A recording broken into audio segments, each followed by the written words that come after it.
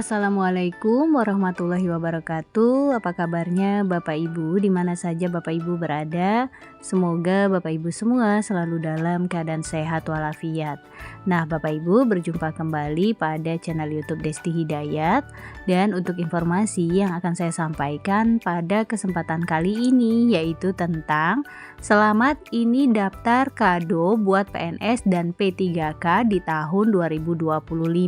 Nah, Bapak Ibu, kira-kira bagaimana info lengkapnya? Bapak Ibu dapat menyimak video ini hingga selesai. Namun sebelum kita ke info lengkapnya, ada baiknya Bapak Ibu terlebih dahulu klik tombol subscribe dan juga nyalakan tombol loncengnya agar Bapak Ibu tidak ketinggalan info-info berikutnya. Dan jika nantinya dirasa informasi ini bermanfaat, Bapak Ibu dapat men-share agar tersampaikan kepada orang-orang yang membutuhkan. Baik Bapak Ibu, mari kita ke info lengkapnya. Nah Bapak Ibu, informasi ini dikutip dari laman CNBC Indonesia. Para aparatur sipil negara akan mendapatkan kabar baik dalam waktu dekat, seiring dengan rencana pemerintah untuk kembali menaikkan gaji dan pemberian benefit lainnya. Nah Bapak Ibu, untuk diketahui bahwa informasi tentang kebijakan kenaikan gaji ini tertuang dalam dokumen kerangka ekonomi makro dan pokok-pokok kebijakan fiskal atau KEM PPKF 2025 edisi pemutakhiran. Kebijakan bagi para ASN termasuk di dalamnya P3K itu diakomodir dalam belanja pegawai. Melalui belanja pegawai yang berkualitas, reformasi birokrasi dapat didorong untuk meningkatkan produktivitas ASN. Hal ini dikutip dari dokumen KEM PPKF 2025 edisi pemutakhiran pada Kamis 25 Juli 2024. Secara umum, Bapak Ibu, kebijakan belanja pegawai pada 2025 pemerintah jamin konsisten melanjutkan proses reformasi birokrasi ke arah adaptasi pola kerja baru yang memanfaatkan teknologi informasi dan komunikasi atau TIK untuk mendorong produktivitas. Arah kebijakan belanja pegawai pada 2025 atau tahun pertama efektifnya APBN pemerintah Presiden terpilih Prabowo Subianto akan difokuskan 4 tujuan utama.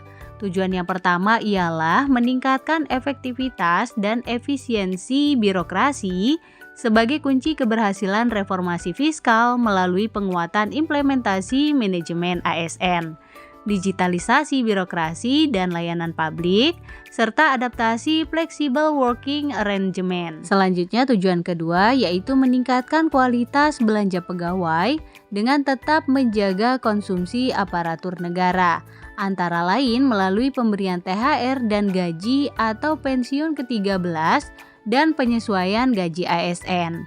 Kemudian tujuan yang ketiga, reformasi sistem jaminan pensiun dan jaminan hari tua pegawai negeri sipil atau PNS. Selanjutnya tujuan yang keempat yaitu menuntaskan implementasi reformasi birokrasi secara menyeluruh untuk mewujudkan birokrasi dan layanan publik yang lebih berkualitas, profesional, dan berintegritas. Meningkatkan kualitas belanja pegawai dengan tetap menjaga daya beli dan konsumsi aparatur negara sebagaimana tertulis dalam dokumen KEM PPKF. Belanja pegawai juga akan memperhitungkan kebutuhan pegawai baru dengan menerapkan kebijakan zero growth untuk pegawai non-tenaga pendidikan dan non-tenaga kesehatan, serta mendorong pemerataan tenaga pendidikan dan kesehatan. Selain itu, Bapak Ibu, pemerintah beranggapan reformasi gaji dan pensiun ASN masih menjadi salah satu agenda yang perlu diselesaikan pada 2025. Reformasi pensiun ASN berpotensi menyebabkan kenaikan belanja pegawai dalam jangka pendek. Di sisi lain, pemerintah menilai masih terdapat tantangan terkait pelayanan publik, antara lain belum optimalnya profesionalitas ASN dan masih adanya tumpang tindih tugas dan fungsi antar lembaga pemerintah pusat. Lalu masih perlunya peningkatan kualitas kepuasan pelayanan publik dan transparansi. Perlu diketahui juga Bapak Ibu, dalam dokumen itu juga dijelaskan bagaimana belanja pegawai selama periode 2019 hingga 2023. terus meningkat dengan rata-rata pertumbuhan mencapai 3,6%. Belanja pegawai pada 2019 sebesar 376,1 triliun rupiah.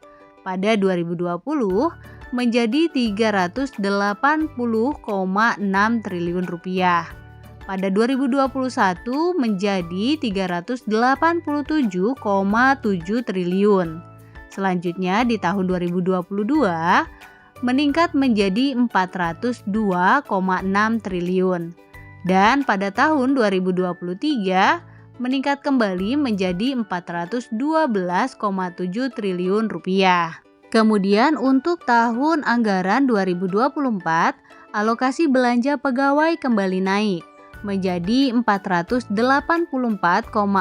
triliun rupiah atau sekitar 2,1% dari produk domestik bruto atau PDB, menjadikan belanja pegawai sebagai salah satu komponen belanja pemerintah pusat tertinggi. Peningkatan belanja pegawai tiap tahunnya itu pemerintah klaim antara lain dipengaruhi berbagai kebijakan yang diarahkan untuk meningkatkan kesejahteraan ASN, seperti kenaikan gaji dan pensiun pokok, pemberian gaji ke-13 dan THR untuk ASN dan pensiunan, serta perbaikan tunjangan kinerja kementerian atau lembaga seiring dengan capaian reformasi birokrasi.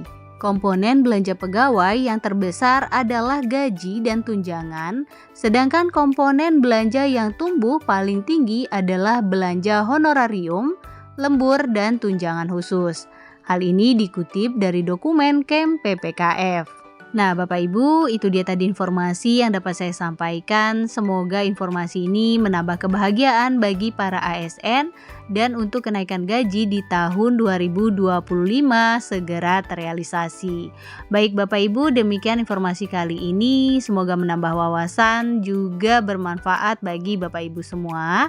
Jangan lupa untuk share video ini, berikan like pada video ini, klik tombol subscribe dan juga nyalakan tombol loncengnya agar Bapak Ibu tidak ketinggalan info-info berikutnya.